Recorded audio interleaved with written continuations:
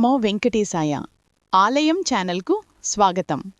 ఈరోజు ఆదివారం అక్టోబర్ 19వ తేదీన తిరుమలలో శ్రీవారి దర్శనం ఎలా జరుగుతోంది, ఎంత టైం పడుతోంది, ఎంతమందికి దర్శనం కలిగింది, పూర్తి వివరాలు మీకు ఈ వీడియోలో క్లియర్గా చెప్తాను.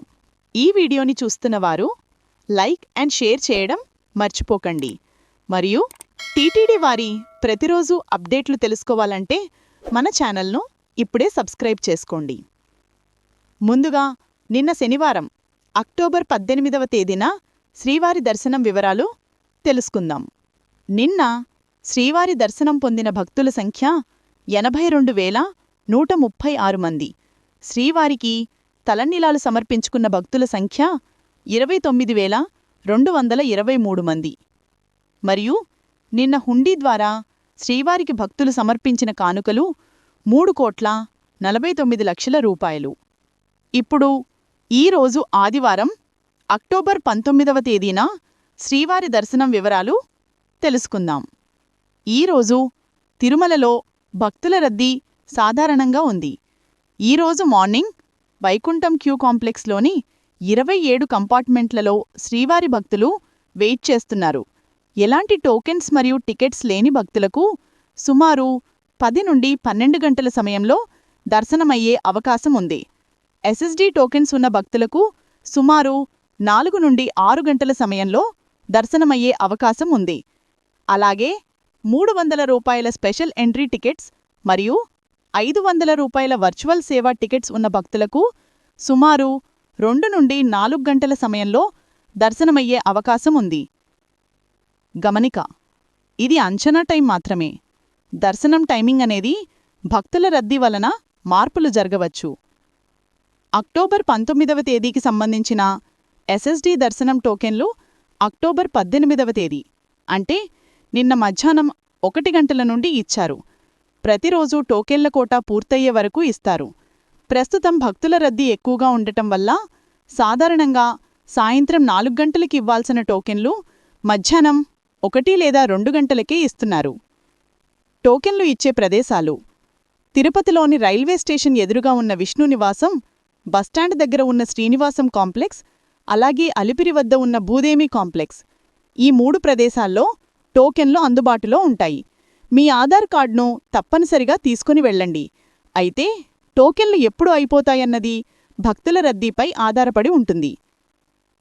అలాగే శ్రీవారి మెట్ల నడక దారిన వచ్చిన భక్తులకు కూడా నిన్న మధ్యాహ్నం అలిపిరి వద్ద ఉన్న భూదేవి కాంప్లెక్స్లో టోకెన్లు ఇచ్చారు. ఎలాంటి టోకెన్స్ మరియు టికెట్స్ లేని భక్తులకు దర్శనానికి వెళ్లాలంటే కృష్ణాతేజ వద్ద ఉన్న క్యూ లైన్ నుండి అయితే మీరు ఎంటర్ అవ్వచ్చు.